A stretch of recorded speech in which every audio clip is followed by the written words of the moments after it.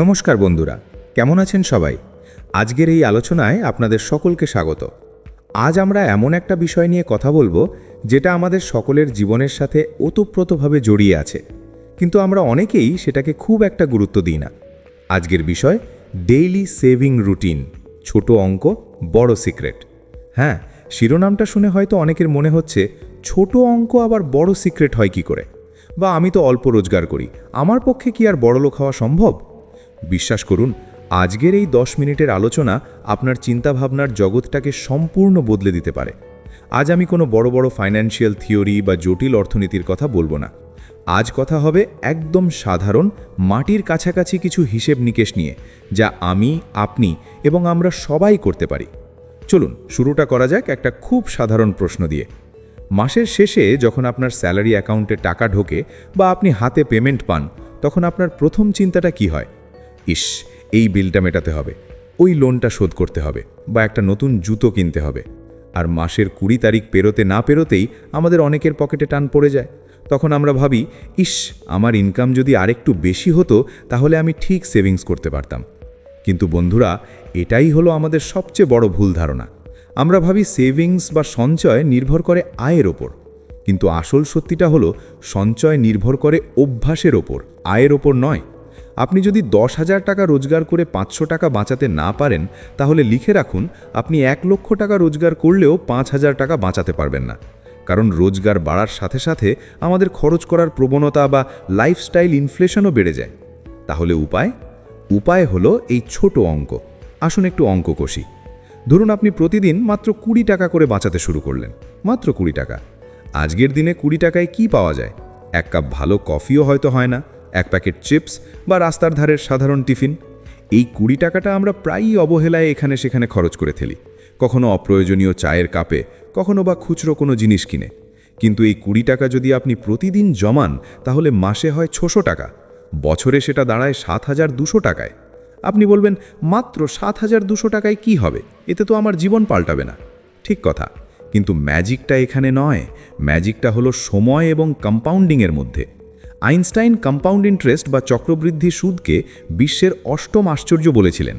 আপনি যদি প্রতিদিনের এই 20 টাকা বা মাসের 600 টাকা কোনো ভালো মিউচুয়াল ফান্ডে বা এসআইপিতে ইনভেস্ট করেন, যেখানে আপনি গড়ে 12-15% রিটার্ন পাচ্ছেন, তাহলে 30 বছর পর এই সামান্য 20 টাকার অঙ্কটা কোথায় গিয়ে দাঁড়াবে জানেন? প্রায় 20 থেকে 25 লক্ষ টাকায়। হ্যাঁ, আপনি ঠিকই শুনেছেন। আপনার পকেট থেকে আসল জমা পড়েছে মাত্র 2 লক্ষ টাকার কিছু বেশি, কিন্তু আপনি ফেরত পাচ্ছেন 20 লক্ষ টাকারও বেশি। এটা হলো ছোট অঙ্কের বড় সিক্রেট। এখন প্রশ্ন হলো, এই টাকাটা আমরা বাঁচাবো কিভাবে? আমাদের তো খরচের শেষ নেই। এখানেই আসছে আমাদের ডেইলি সেভিং রুটিনের প্রসঙ্গ। এই রুটিনটা কোনো রকেট সায়েন্স নয়, এটা হলো নিজেকে নিয়ন্ত্রণ করেন একটা মানসিক খেলা। প্রথম ধাপ হলো খরচের ছিদ্র বা লিকেজ খুঁজে বের করা। একটা জলের ট্যাঙ্কে যদি ছোট্ট একটা ফুটো থাকে, তাহলে আপনি যতই জল ভরুন না কেন, ট্যাঙ্ক কোনোদিন ভর্তি হবে না। আমাদের মানি ব্যাগটাও ঠিক তাই।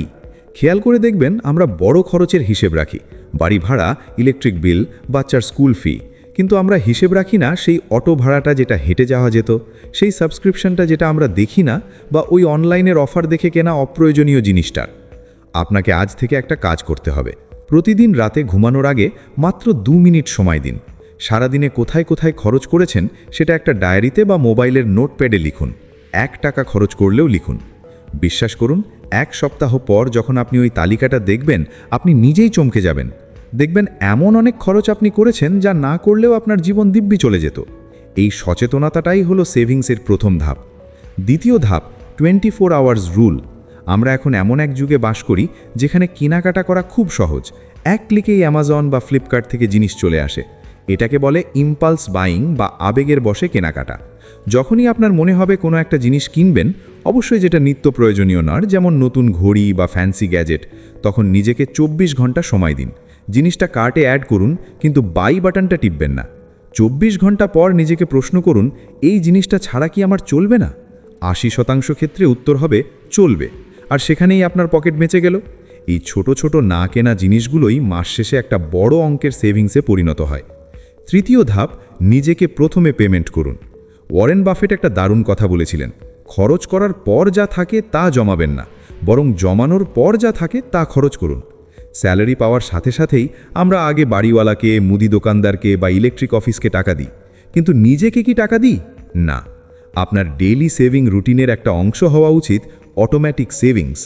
মাসের শুরুতেই একটা নির্দিষ্ট অ্যামাউন্ট, তা সে 500 টাকাই হোক না কেন, অটোমেটিকভাবে আপনার স্যালারি অ্যাকাউন্ট থেকে অন্য একটা সেভিংস অ্যাকাউন্টে বা ইনভেস্টমেন্টে চলে যাওয়া উচিত।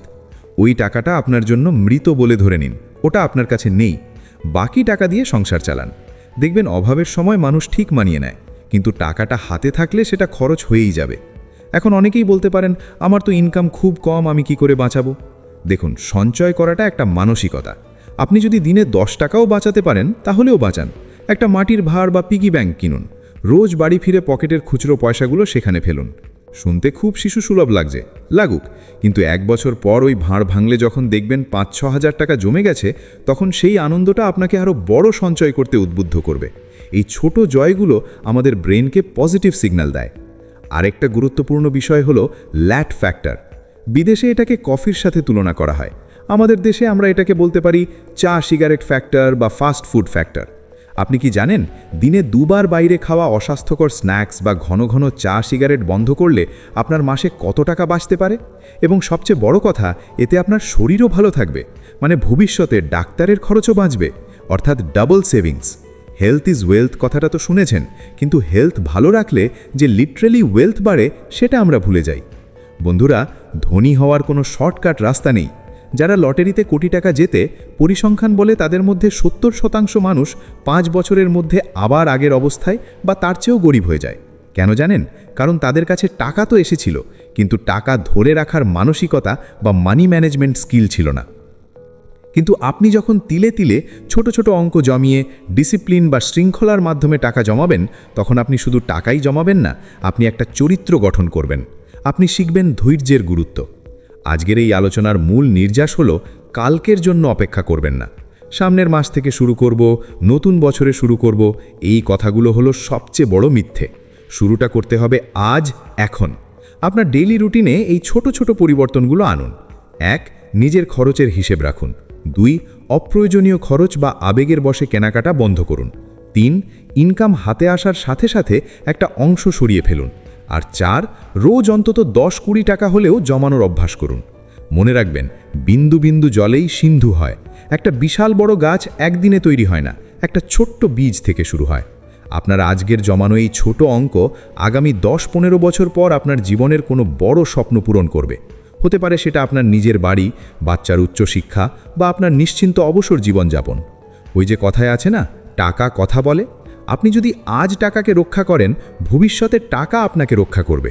তাই বন্ধুরা, আসুন আজ থেকেই আমরা প্রতিজ্ঞা করি, আমরা আর বেহিসেবি খরচ করব না। আমরা আমাদের এই ছোট ছোট অঙ্কগুলোকে গুরুত্ব দেব, কারণ আমরা এখন জানি এর পেছনের বড় সিক্রেটটা কি। নিজের ওপর বিশ্বাস রাখুন, আপনি পারবেন। ধনী হওয়াটা ভাগ্যের ব্যাপার নয়, এটা একটা পরিকল্পনার ব্যাপার। আর সেই পরিকল্পনা শুরু হয় আপনার সকালবেলার প্রথম খরচটা থেকে। বিচক্ষণ হন, সঞ্চয়ী হন এবং নিজের ভবিষ্যৎকে সুরক্ষিত করুন।